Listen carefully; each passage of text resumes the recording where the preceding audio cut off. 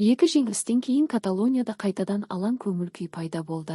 Бірақ басты интрига тек алаңда ғана емес. Флик команданы 1,5 сағатқа киім ауыстыратын бөлмеде ұстап, қатаң әңгіме жүргізді. Талап жоғары, бақылау күшейтілді. Алаң ортасындағы рөлдер өзгеріп жатыр. Қос тірек жартылай қорғаушы схемасы дайындалуда. Осы аптаның басты ұраны тепе-теңдік, ал осының бәрімен қатар клуб кеңселерінде де қозғалыс басталған. Сауд Арабиясы Касадо үшін 40 миллион еуро ұсынуға дайын. Ал Бальдеге Еуропаның топ клубтары қызығушылық танытуда. Жаз тек жаңа ойыншылар әкеліп қана қоймай, ауыр сатылымдарға да алып келуі мүмкін. Бұл жай ғана форманың уақытша дағдарысы ма, әлде үлкен қайта құрудың бастамасы ма? Бүгін Фликтің қандай өзгерістер енгізіп жатқанын, кім кетуі мүмкін екенін және Барселонаның болашағын анықтайтын шешімдерді талдаймыз. Достар, жайғасыңыздар, бастаймыз. Екі ауыр жеңілістен кейін Барселона маусымның шешуші кезеңіне барынша жинақы күйде кіріп отыр. Ханс Дитер Флик мұны жақсы түсінеді және іс жүзінде толық бақылау режиміне көшті. Алдымен бейсенбі күні командамен 1,5 сағаттық кездесу өткізді. Кейін сенбі күні жаттығу алдында тағы ұзақ сөйлесу болды. Әңгіме соншалық ұзаққа созылды, команда алаңға жоспарланған уақыттан кеш шықты. Бұл маусымдағы өзіндік рекордқа айналды. Кәдімгі кесте орнына ойыншылар киім ауыстыратын бөлмеде қалып, Флик детальдарды талдап, қателерді саралап, реакция талап етті. Жаттықтырушының айтуынша, команда қарсыластарға тым көп мүмкіндік берген. Ашық әрі шынайы әңгіме өтіп, өз қақпасы алдындағы қауіпті сәттерді қалай азайтып, бұрынғы үздік деңгейге оралу керектігі талқыланды. Фликтің сөзінше, бұл екі жақта ашық диалог болды. Ол тек сөйлеп қана қоймай, ойыншыларды да тыңдады. Алаңда көшбасшылар пайда болып, жауапкершілікті өз мойнына алғанын қалайды. Оның пікірінше, басты мәселе доп жоғалту және одан кейінгі әлсіз реакция. Егер команда шабуылдың соңғы 1/3 бөлігінде доптан айырылып, позициялық тұрғыда дұрыс орналаспаған болса, қарсылас қарсы шабуылға кеңістік алады. Бұл ойын құрылымын бұзып, қорғанысты осал етеді. Флик ұйымшылдықты күшейту, тығыз орналасу, прессингке жылдам қосылу және біртұтас команда ретінде әрекет ету қажет екенін атап өтті. Ол Жиронамен матчта жақсы басталғанымен кейін ырғақ жоғалғанын мойындады. Бір ғана тірек жартылай қорғаушымен тың шабуылдаушы құрам өтпелі фазаларда қиындық туғызды. Қарсылас бос аймақтарды қайта-қайта тауып отырды. Мұндайға енді жол берілмеуі тиіс. Сондықтан Левантимен ойын алдында өзгерістер дайындалуда. Негізгі қадамдардың бірі Эрик Гарсияны алаң ортасына, Френки де Йонгтың жанына қайтару. Мақсат бақылауды күшейтіп, қос тірек блогын құру. Бұл доп жоғалтқанда сақтандыруды жақсартып, қорғанысқа тез оралуға көмектеседі. Және де Йонгқа ойынды ұйымдастыруда көбірек еркіндік береді. Қорғаныста да ауыс-түйіс болуы мүмкін.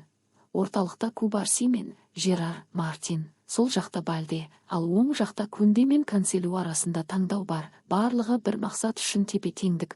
Бұл сөз осы аптада Барселонада ең жиі айтылып жатыр. Ал шабуылда үлкен өзгерістер күтілмейді. Рафиня мен Ламин Ямаль негізгі тұлғалар саналады. Левандовски негізгі құрамға оралуы мүмкін, әсіресе өз алаңындағы нәтижелігін ескерсек. Алайда Флик мәселе тек гол соғуда емес, допсыз ойындағы қарқын мен ұжымдық жұмыста екенін ашық айтты. Дағдарыс аясында жағымды жаңалықтар да бар. Педри толық қалпына келді және жаттықтырушының айтуынша, Левантиге қарсы матчта бірнеше минут ойнай алады. Флик оны ойынға әсері мен сапасының арқасында ерекше көшбасшы деп атады.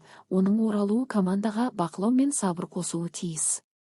Жарақаттың қайталанбауы үшін арнайы жүктеме жоспары дайындалған. Ойын уақыты біртіндеп көбейіп, кубок пен лигадағы шешуші матчтарға дайындық жүргізіледі. Гави де қайтып келуге жақын. Бірақ ол жерде өтсақ тәсіл қолданылды. Кезең-кезеңмен жаттықтырушы оның шоғырлануын және жаттығудағы прогресін атап өтті. Маркус Решфордтың оралуы да шабуылдағы мүмкіндіктерді кеңейтті. Флик қысқа үзілістен кейін команда сергек көрінетінін және сенімділікті қайтаруға толық назар аударып отырғанын айтты. Жеке талқыланған тақырыптардың бірі пенальтиді жүзеге асыру. Мұндай деңгейдегі команда үшін қатарынан 3 қателік жол берілмейтін жағдай. Әдетте соққыны өзін ең сенімді сезінген ойыншы орындайды. Бірақ жаттықтырушы штаб бұл мәселені алдын ала талқылап қойған. Қарсылас та кіммен кездесетінін жақсы түсінеді. Левантенің бас бапкері Луис Кастро Барселонаны әлемнің үздік командаларының бірі деп атап, екі жеңілістен кейін онымен ойнау ең қолайлы уақыт емес екенін айтты. Оның сөзінше, мұндай командалар келесі матчқа барынша шоғырланып шығады. Флик те дәл осы шоғырлану мен философияға назар аударуда. Ол ойыншылардан біртұтас команда ретінде ойнауды, сызықтар арасындағы байланысын сақтау, прессингте агрессивті әрекет ету және бос орын қалдырмауды талап етеді. Допты жоғалту, дұрыс позиция алмау, баяу реакция дәл осы қателіктер соңғы матчтардың динамикасын бұзды. Енді басты міндет құрылымды қалпына келтіру, қарқындылықты қайтару және сенімділікті арттыру. Және бұл жұмыс өз алаңымызда, жанкүйерлеріміздің алдында басталуы керек. Жаттықтырушының айтуынша, егер команда қайтадан толық, сызықтар арасындағы дұрыс қашықтықпен және әр ойыншының жауапкершілігімен ойнаса, жеңіске тез оралады. Достар, сіздер өз ойларыңызды пікірлерде қалдырыңыздар. Бұл видеоны лайктап арнаға жазылуды ұмытпаңыздар. Сіздердің қолдауларыңыз біздің жас арнамыз үшін өте маңызды. Үлкен рахмет. Біз әрі қарай жалғастырамыз. Бірақ алаңдағы тепе-теңдікті қайтару әрекетімен қатар, клуб ішінде қаржылық балансқа да көңіл бөлінуде. Бұл Барселона үшін нағыз стратегиялық қадам болмақ. Спорт ақпараттарына қарағанда, Деку мен Ханси Фликтің жазғы трансферлік терезеге нақты жоспары бар. Құрамдағы өзгерістер көп болмайды. Әсіресе команданың негізгі өзегі туралы айтсақ, дегенмен кейбір маңызды шешімдерден бас тарту мүмкін емес. Жаңа орталық шабуылшы мен орталық қорғаушыны алу үшін клуб кем дегенде екі ойыншысымен қоштасуы тиіс. Негізгі мәселе Роберт Левандовски, оның болашағы шешімнің бастапқы нүктесі болады. Екі нұсқа бар. Поляк форвардпен қоштасу немесе келісімді едәуір төмендетілген шарттармен ұзарту. Қазіргі уақытта оның клубтағы болашағы сыртта ойнайды деген болжамға жақын. Сонымен қатар, Барселона Марк-Андре Тер Штеген мен Ансу Фати мәселесін толық шешуді қалайды. Олардың жалақылар мен қаржылық міндеттемелерінен арылу. Тек осы үш келісім шарт арқылы клуб жалақы шығындарын айтарлықтай жеңілдетіп, қалаған қаржылық еркіндікке жақындай алады. Клуб ішінде жазда дұрыс операциялар жүргізілсе, бәрі тұрақты болатынына сенім бар. Ол үшін ірі жалақыларды босатып, екі негізгі сатылымды жүзеге асыру қажет. Атау жөндері әлі ашылмаған, бірақ шешімдер құрамның тереңдігі, ойыншылардың Фликтегі жоспарда рөлі және матчтардағы қатысуына қарай қабылданады. Мүмкін сату тізіміне академиядан шыққан ойыншылар да кіруі мүмкін. Деку мен Флик команданың негізгі омыртқасын сақтап, артық жүктеме бар позициялар мен аз ойын уақыт алатын ойыншылардан арылуды мақұлдады. Бұл оңай шешімдер емес. Бірақ екі басым ойыншыға орын жасау және лимитті көтеру үшін қажет. Басты мақсаттар түсінікті: орталық шабуылшы және орталық қорғаушы, ал фланг қорғаушы позициясына қатысты клуб ішінде әлі талқылау жүріп жатыр. Бағдарлама бойынша академиядан ойыншы алу ма, әлде нарықтан маңызды ойыншы іздеу ма, шешім әлі қаралуда. Diario Sport дерегінше, Деку орталық қорғау үшін Ника Шлатербекті емес, Алессандро Бастаниді таңдайды. Спорттық директор қорғаушыны Интерадан алу нұсқасын белсенді қарастыруда. Сонымен қатар, Бастони Барселонаға көшуге қызығушылық танытып отыр. Дегенмен, басты қиындық Интерамен келіссөздер жүргізу. Итальяндықтың келісімі 2028 жылға дейін жарамды, ал Миландық клуб өз көшбасшысын оңай жіберуге дайын емес. Ұзақ мерзімді келісім Интераға келіссөздерде күшті артықшылық береді және бағаны жоғары қоюға мүмкіндік береді. Дегенмен, Деку жаңа трансферлер үшін орын босату мақсатында бірнеше ағымдағы ойыншыны сатуға дайын. Жазғы терезе негізінен қандай операциялар жүзеге асады және клуб қаржылық икемділікті қаншалықты тез қалпына келтіре алатынына байланысты болады. Қазіргі уақытта процесс уақытша тоқтап тұр. Президенттік сайлау себеп болып отыр. Бірақ наурыздың соңынан бастап жоспарлау белсенді фазына өтуі тиіс. Шарт жеткілікті.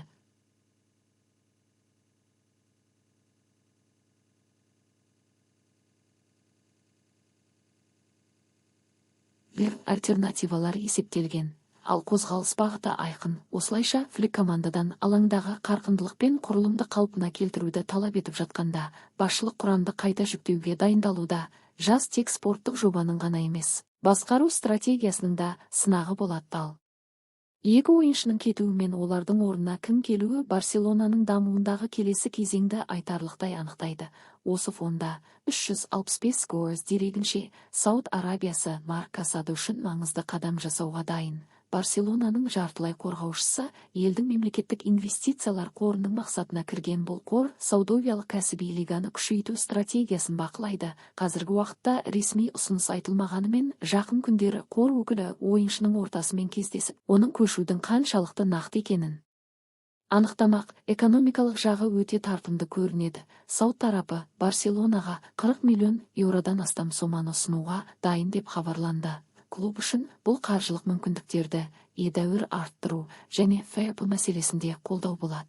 Ойыншы үшін де бұл қазіргі жалақысынан әлдеқайда жоғары. Өйткені ол бүгінгі күні негізгі құрамдағы ең төмен жалақы алатын ойыншылардың бірі. Осадоға деген қызығушылық Саудовиялық лиганың жаңа стратегиясына сәйкес келеді. Тек тәжірибелі жұлдыздарға емес, әлеуеті бар жас ойыншыларға ставка жасау, оның профилі осы бағытқа толық сәйкес келеді дегенмен, Барселонада көзқарас басқаша. Клуб ойыншымен маусым соңына дейін келісімді ұзартуды жоспарлап отыр. Ресми асығыстық жоқ, бірақ келісім 2028 жылға дейін жарамды және келіссөздер басталған. Басшылық оны жобаның маңызды бөлігі деп есептейді. Ойын уақыты шектеулі болса да, осы маусымда ол 129 минут ойнаған дегенмен, алаң ортасындағы бәсекелестік өсуде.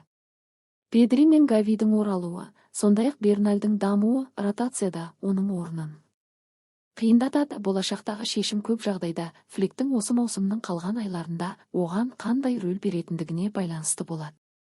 Касадо бұрын өз басымдықтарының клубқа адал болу екенін атап өткен дегенмен, Алехандро Балде жайлы да сыбыстар пайда болуда. Сол жақ қорғаушы өзінің жылдамдығы мен шабуылдық әлеуеті арқасында Фликтің бірінші таңдауы болып қала береді. Бірақ оның тұрақсыздығы кейде сұрақ тудырады. Спорт деректеріне қарағанда, Манчестер Сити мен Интер оның жағдайын мұқият қадағалап отыр. Екі клуб та жазда нарыққа шығу мүмкіндігін қарастыруда.